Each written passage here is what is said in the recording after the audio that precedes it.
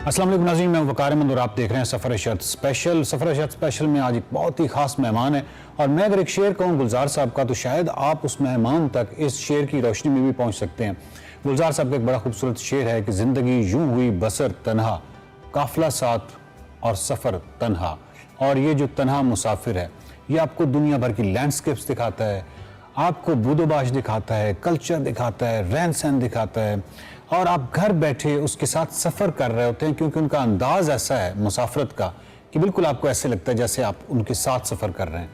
और आप में से अक्सर पहुंच गए होंगे, यकीनन मैं इब्रार की बात कर रहा हूँ, the wild lens by Ibrar की। इब्रार साहब बहुत ही कमाल इंसान, बहुत ही हम्बल इंसान और बहुत ही कमाल शोहरत पाई है। आज हमारे मेहमान हैं, इनसे पूछेंगे इनके जितने भी इन्होंने सफ़र इख्तियार किए हैं इस हवाले से और बतौर ट्रैवलर इनका क्या एक्सपीरियंस रहा है। बहुत शुक्रिया इब्रार साहब। आप ये बताइए कि सबसे पहला जो मेरा सवाल है कि जो पाकिस्तान के बहुत बड़े माउंटेनियर हैं नज़ीर साबिर, तो नज़ीर साबिर से किसी ने पूछा है कि आप ये पहाड़ सर करने का आपको शौक़ कैसे डेवलप हुआ, तो उन्होंने कहा कि बचपन में जब हम पहाड़ देखते थे गाँव यानी सामने, तो हमें बड़ी एक बच्चों के अंदर एक तजस्सुस होता है ना कि पहाड़ के पीछे क्या है, तो वो पूछते थे तो उमूमन उनको बताया जाता था, घर वाले बताते थे कि पहाड़ के पीछे कराची है। तो उन्होंने कहा मैं तो माउंटेनियर बना ही इसलिए कि मैंने पहाड़ के पीछे कराची देखना था। आपका जो शौक़ है ये भी बचपन के साथ कोई लिंक करता है? मतलब ये तो सारे कहते हैं कि मतलब हमें जो वो ट्रैवल का बचपन से शौक़ है, लेकिन कभी आपने जिस चीज़ को फील ना किया हो, आपको उस चीज़ वो एक ना फैसिनेट ही करती है कि पता नहीं, मतलब आप छोटे थे तो लाहौर कभी नहीं गए तो आपने लाहौर नहीं देखा जी, लेकिन उसकी कहानियाँ सुनी थी, आपका दिल करता है कि हम जो है ना वो जाएं, यहाँ पे बसंत का टाइम है या कभी भी मौका मिले। लेकिन जो मेन मेरा ट्रैवल स्टार्ट हुआ था जिससे मुझे जो एक ये जो ट्रैवल का एक शौक़ है जो पैदा हुआ, वो आई थिंक 2011 में मैंने एक रोड ट्रिप किया था नॉर्वे का। ठीक है। दोस्तों के साथ बाय रोड हम गए थे, कैंपिंग की थी और उसमें हमने हाइकिंग करते थे दिन के टाइम, शाम को जहाँ पे दिल किया कोई अच्छी जगह मिली वहाँ पे कैंप कर लिया। तो मुझे एक वो जो एक सेंस ऑफ फ्रीडम थी ना पहली बार, क्योंकि यूरोप, रेस्ट ऑफ यूरोप में आप कहीं पे भी जाना आप वाइल्ड में कैंप नहीं कर सकते, वो कैंपिंग साइट्स होती हैं। तो नॉर्वे में ये होता था कि हमें कोई एक अच्छी खूबसूरत सी जगह मिली, हमने अपना टेंट वहाँ पे लगाया, खाना बनाया और आराम से खा के सो गए। तो नेक्स्ट डे उठे, हम नई जगह पे चले गए। वो जब 3 हफ्ते गुजरे तो उसके बाद मुझे वो एक पहाड़ों से जो एक वो आपको लगाव सा हो जाता है। फिर मैं पाकिस्तान आना स्टार्ट हुआ, नेपाल गया, साउथ अमेरिका गया, ऑस्ट्रेलिया, न्यूजीलैंड की तरफ गया, हर जगह पे अपना बैग पैक लेके, उसमें टेंट भी होता था, खाने का सामान भी है, सब कुछ है जो मुझे चाहिए होता है। 4-5 महीने के लिए गया या 6 महीने के लिए, जितने भी टाइम के लिए। तो वो आहिस्ता आहिस्ता जो है ना वो फिर एक जब भी आपको टाइम मिलता है निकल जाता था। अच्छा, इंसानों को हमने देखा है कि बचपन में अगर हम देखें ना चाइल्ड साइकोलॉजी जी जी, तो इंसान शायद ऐसे लगता है जैसे बुनियादी तौर पे है ट्रैवलर, हम बुनियादी तौर पे अंदर से कुछ खाना बदोश हैं, बल्कि रहे हैं हम खाना बदोश, ऑफकोर्स हमारी जो एवोल्यूशन में तो हम खाना बदोश ही रहे हैं, लेकिन बाद में जो मजबूरियाँ होती हैं, प्रायोरिटीज़ डिफरेंट हो जाती हैं ना ज़िंदगी में, रोज़गार की तमाम चीज़ें। बहुत कम लोग होते हैं जो ट्रैवल को टॉप प्रायोरिटी या तरजीह अव्वल रखते हैं। तो ये आपने ट्रैवल को अपनी ज़िंदगी में जब टॉप प्रायोरिटी बनाया तो वो कैसे बनाया कि मैंने बस अब मेरी करियर ही है? देखें, स्टार्ट में तो मैंने कभी नहीं सोचा था कि मैं इसको जो है ना ऐसे करियर बनाऊंगा। मतलब ये तो एक ख्वाब ही होता है। मतलब जब आप देखते हैं लोगों को कि लोग जो है ना वो अपने शौक़ से अपने जो है वो फैमिली चला रहे हैं और उस शौक़ वो उनका इतना बड़ा हो गया है कि आज वो कहीं पे जाते हैं तो लोग जो है ना उनकी इज्जत रिस्पेक्ट करते हैं। ये चीज़ें नहीं सोची थी कभी इसके बारे में, मतलब ये वहमो गुमान भी नहीं था। लेकिन ये ज़रूर था कि जब भी मुझे मौका मिलता था, फॉर एग्जांपल अगर मैं ऑफिस में बैठा हूँ तो मुझे 2 घंटे अगर फ्री मिले हैं, ठीक है, तो उन 2 घंटों में यही होता था कि मैं देख रहा होता था गूगल मैप्स को घुमा के कि कहाँ पे कौन सी जगह जो वो इंटरेस्टिंग आ रही है। अगर मैंने किसी को वीडियोस देखी हैं, शाम के टाइम आता, मुझे टीवी देखने का शौक़ तो है, लेकिन मैं या तो स्पोर्ट्स देख रहा होता हूँ या मैं ट्रैवल की वीडियोस देखता हूँ लोगों की, तो उसमें मुझे अगर कोई अच्छी जगह पसंद आएगी वो मैं उसी टाइम मार्क कर लूँगा।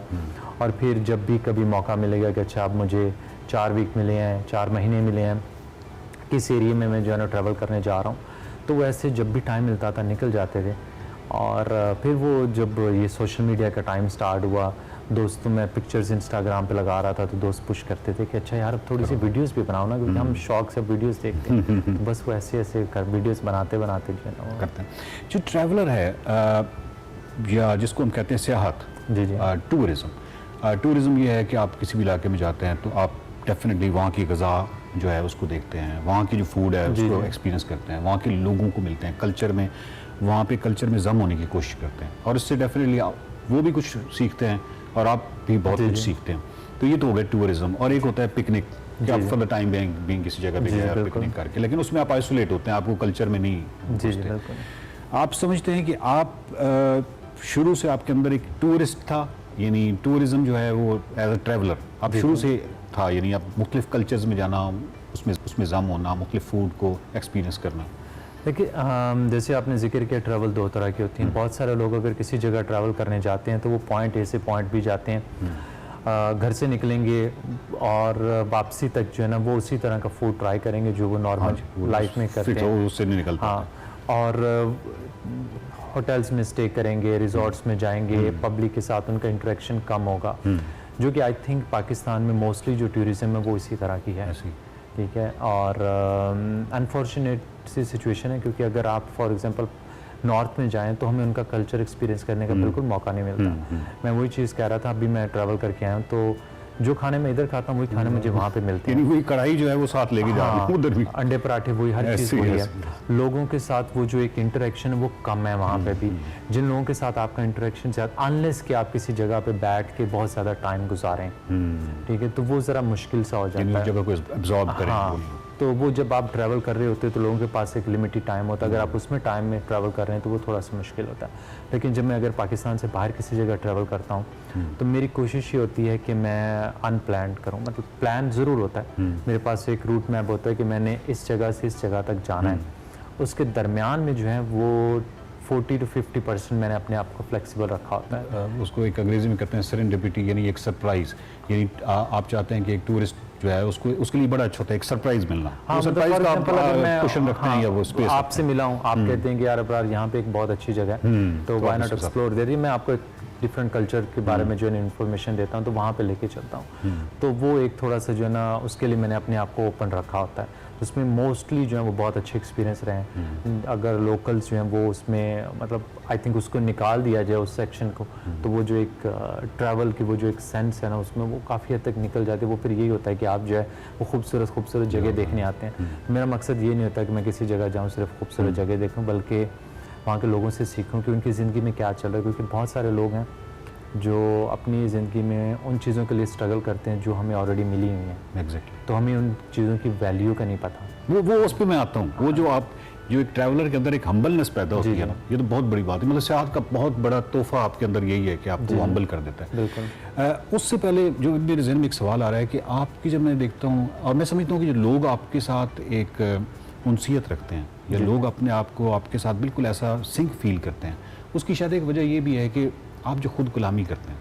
मसलन आप कहते हैं कि ये बाइक पे आप हैं और आप कहते हैं अच्छा भाई आज तो बड़ा सफ़र है और करना तो पड़ेगा, ये नहीं, वो टूरिस्ट जो है यही फिक्र उसके जहन में, तो हर टूरिस्ट के जहन में चल रहे होते हैं बाइकर के। आप ये है कि वो जो जहन में चल रहा होता है वो आप करते हैं खुद गुलामी में, और बड़ी खूबसूरत चीज़। सिंपल सी चीज़ होती है कि लोग जो हैं वो टीवी की जो लाइफ है ना वो बनावटी लाइफ होती है। ठीक है, उससे जो है वो बहुत हद तक उन्हें वो लगता है कि कनेक्ट नहीं कर पाते। आपको ड्रामा देखेंगे, वो ड्रामा है, वो ख़त्म हुआ वो ख़त्म हुआ, आपको उसके साथ कोई लिंक नहीं है। लेकिन सोशल मीडिया पे और वीडियोस पे लोग रियलिटी को पसंद करते हैं। बिल्कुल ऐसे। तो मेरा शुरू से पहले दिन से जब मैं करता था मुझे नहीं आइडिया था, लेकिन आहिस्ता आहिस्ता मैंने ये चीज़ पे गौर किया कि मुझे जो लोगों की चीज़ें पसंद आती हैं वो यही होती हैं कि अगर वो नेचुरल लेके चल रहे हैं, वो जिस तरह मैं सोच रहा हूँ उसी तरह अगर आम एक इंसान जो देसी बंदा है ना वो सिमिलर सी सोच वाला ही होगा। तो अगर उसी चीज़ को किया जाए तो लोग ज़्यादा कनेक्ट होंगे बजाय में उससे। इसीलिए मैंने अपनी जो लैंग्वेज है वो भी उर्दू ही चूज़ की। उर्दू में भी पंजाबी आ जाती है, तो उसमें होता है कि हाँ कि आप अगर ज़्यादा सोचेंगे, मतलब पहले तो आप उर्दू को पंजाबी को उर्दू में करें, उर्दू को इंग्लिश में करें, वो ट्रांसलेशन में पढ़े रहें, तो आप जो है ना वो एक नेचुरल सा फ्लो में और नेचुरल लतीफ़ा जो है, यानी आप अच्छा आप अंदर एक हिस्से मिजाज है, वो जो नेचुरल लतीफ़ा है जो आप उस वक्त एक बनता है और उसी वक्त आप कह देते हैं। बिल्कुल। तो उसमें ऑफ कोर्स कोई बनावट नहीं होती, इसमें कोई शक नहीं। क्योंकि बाइक पे जब आप ट्रैवल करते हैं तो साथ में जो इन्वायरमेंट है वो स्पीड से चेंज हो रही है, तो अगर आप सोचेंगे तो वो लम्हा जो है वो ऑलरेडी गुजर चुका होगा। तो उसी टाइम जो एक नेचुरल चीज़ चल रही होती है वो आप उसी तरह एक्सप्लेन करेंगे, लोग उसको पसंद करते हैं। एज अ बाइकर आपसे एक सवाल करना है, और जितने भी हमारे बाइकर दोस्त हैं उनके हवाले से एक सवाल, मैक्सिमम चंक जो है जी आपकी ज़िंदगी में वो कितना है? यानी एक ही सीट की पुश, यानी उस पर बैठे हुए हैं बाइक पे, और कितना मैक्सिमम ट्रैवल किया है किसी एक वक्त? बगैर मतलब बगैर रुके, बगैर किसी आई नीचे थिंक उतरे। Around 250 kilometre something like that. मैंने वो किया था, ईरान में किया था, जब मैं पाकिस्तान की तरफ आ रहा था। तो डेजर्ट था, हवा बहुत तेज़ थी, मैं किसी जगह बाइक को खड़ा नहीं कर सकता, तो ऐसा लग रहा था अगर मैं अपने वो हेलमेट को खोलता था तो स्किन जो है आपकी जल रही है, या अगर आप जैकेट ओपन करते हैं तो ऐसा लगता है कि आपकी जो है ना स्किन जो है वो सारी ख़राब हो रही है। तो उस चीज़ को फिर ये कि वहाँ पे कोई शॉप नहीं थी, कोई रेस्टोरेंट नहीं था, किसी जगह मैं ब्रेक ले सकूँ, कोई पेट्रोल पंप नहीं था। कमाल है। और इसका मतलब है कि उसके बाद ये 250 तो मैक्सिमम है, बाकी 100-150 तो नॉर्मल चलता रहता है। नॉर्मली ये होता है कि मैं जब भी थक जाता हूँ, चाहे अक्सर ये होता है कि आप खाना खा के बाइक पे बैठते हो तो 10-15 मिनट के बाद ना नींद आना शुरू हो जाती है। फिर किसी जगह रोक के चाय पी ली, आराम से गपशप लगाई, आप फ्रेश हो जाएं, क्योंकि आई थिंक वो उस तरह बाइक चलाना जो डेंजरस है, तो उसको थोड़ा सा जो मैं करता हूँ कि ज़रा फ्लेक्सिबल रह के आराम से चलाओ। इब्रार से गुफ्तगू का जो सिलसिला है ये बहुत मुश्किल है रुकना। जितना ज़िंदगी में इन्होंने सफ़र किया है, मेरा ख्याल है कि इतना ही वक्त हमें चाहिए इनसे गुफ्तगू करने के लिए, लेकिन सेगमेंट का टाइम इस वक्त ख़त्म है और अगले सेगमेंट में इब्रार के साथ मुलाकात होगी। देखते रहिए सफ़र शर्त स्पेशल।